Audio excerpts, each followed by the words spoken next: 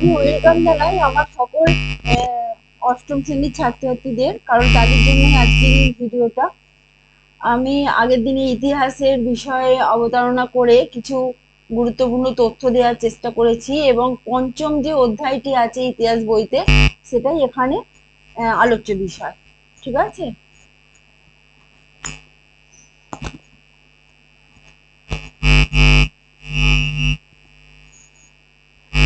আচ্ছা, এখানে বলি আগের ভিডিওতে যতটুকু বলেছি তার পরবর্তী অংশ এখানে বলবো। এবং আমার মনে হয় ইতিহাস যদি গল্পের ছলে শুনে নেওয়া যায় তাহলে কিন্তু অনেক বেশি মনে থাকে। ঠিক আছে। না হলে বই পড়তে পড়তে অনেক বেশি একঘেয়েমি লাগে, পড়তে ভালো লাগে না। ইতিহাস অপছন্দের একটি বিষয় হয়ে যায়, কিন্তু যত গল্প শোনা যায় ইতিহাস কিন্তু অনেক বেশি ইন্টারেস্টিং হয়ে ওঠে, অনেক বেশি চমকপ্রদ হয়ে ওঠে, আকর্ষণীয় হয়ে ওঠে। ইতিহাস একটা পছন্দের বিষয় হয়ে উঠতে পারে। আচ্ছা, শুরু করছি বিষয়ে। পণ্ডিতা রমাবাঈ প্রসঙ্গে বলেছিলাম, এবং এরপরে যারা আসছেন তারা হচ্ছেন মাদ্রাজ প্রেসিডেন্সিতে বীরেশলিঙ্গম পান্তলুর নেতৃত্বে বিধবা বিবাহ আন্দোলন হয়েছিল। এবং তিনি শুধু বিধবা বিবাহ আন্দোলন করেই ক্ষান্ত হননি, তিনি অস্পৃশ্যতা, জাতিভেদ, বাল্য বিবাহ প্রভৃতির বিরুদ্ধেও তিনি সরব হয়েছিলেন এবং আন্দোলন করেছিলেন।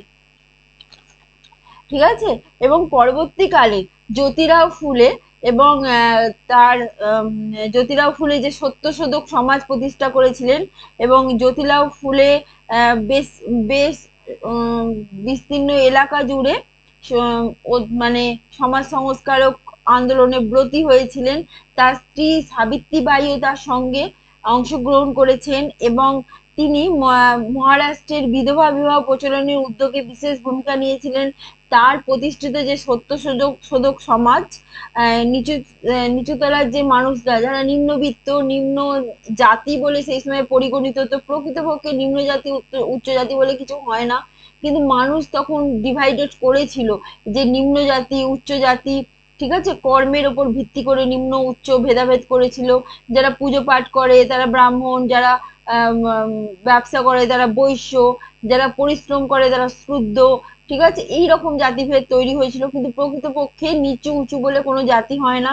কাজের আলাদা রকমের ভেদাভেদ থাকে, কাজের ভেদাভেদে কিন্তু নিচু উঁচু ভেদাভেদ করা যায় না।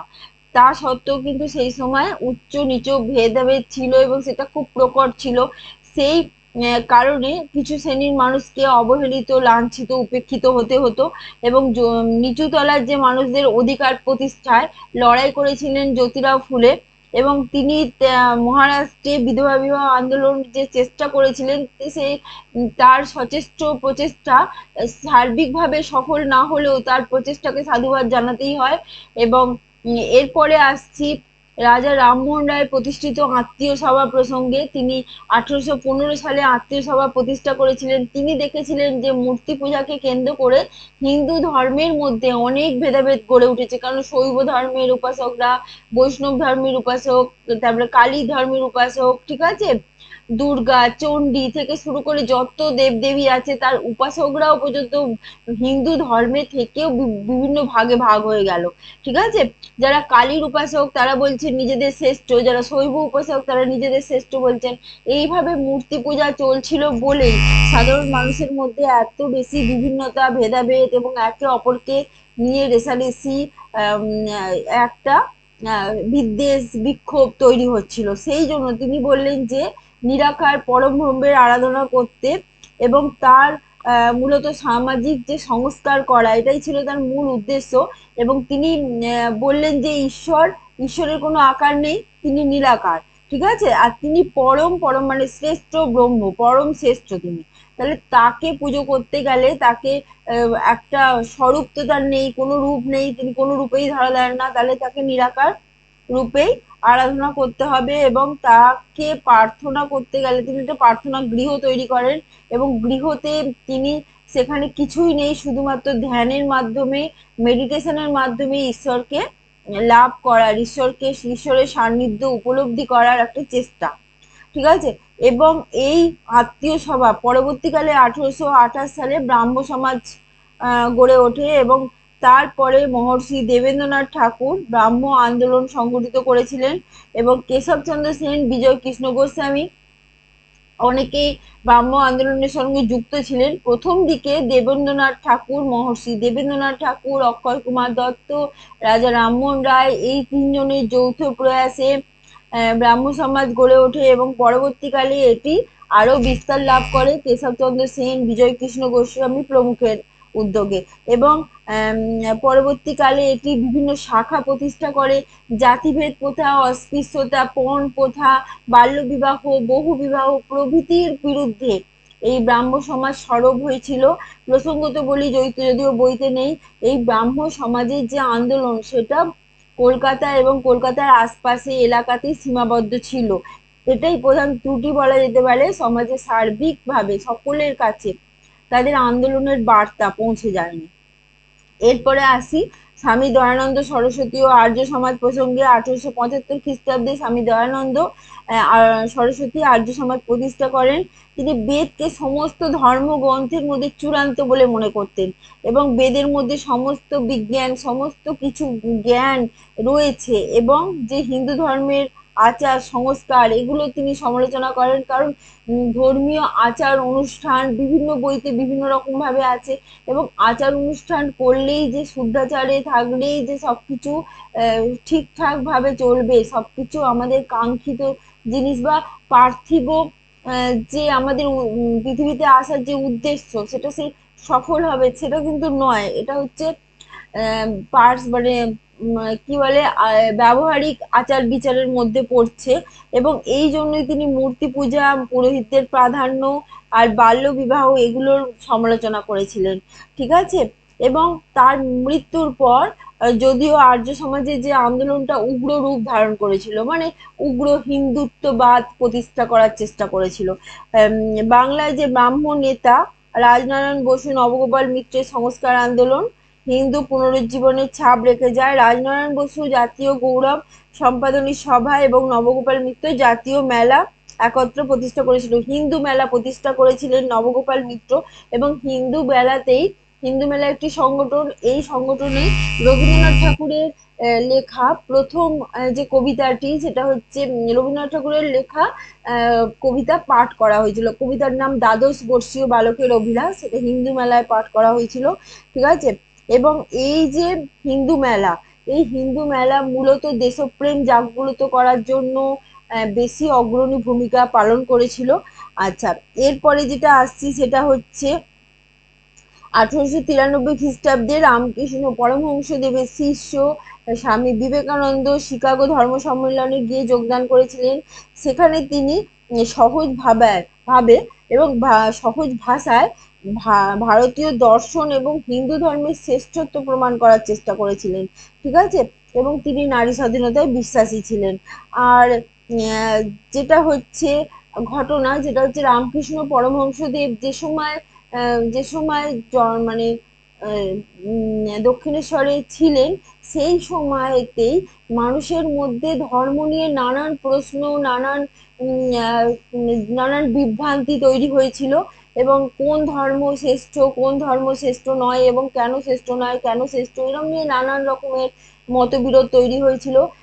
রামকৃষ্ণ পরমহংসদেব তথাকথিত পুঁথিবিদ্যায় পারদর্শী, বিশাল পাণ্ডিত্য অর্জন না করলেও তিনি সহজ ব্যাখ্যা দিয়ে তিনি বুঝিয়ে দিয়েছিলেন যে পথেই এবং যে নামেই ঈশ্বরকে ডাকা হোক না কেন, সকলের পথই কিন্তু সমান।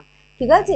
ঈশ্বরকে পৌঁছানোর জন্য যে পথই অবলম্বন করুক সেই পথই শ্রেষ্ঠ এবং সেই জন্য কেউ উঁচু নয়, কেউ নিচু নয়, সকলেই একটা নিজ নিজ ধর্ম মতে, নিজ নিজ পথে, নিজ নিজ বিশ্বাস নিয়ে থাকতেই পারে এবং তার ঈশ্বর লাভ হবে।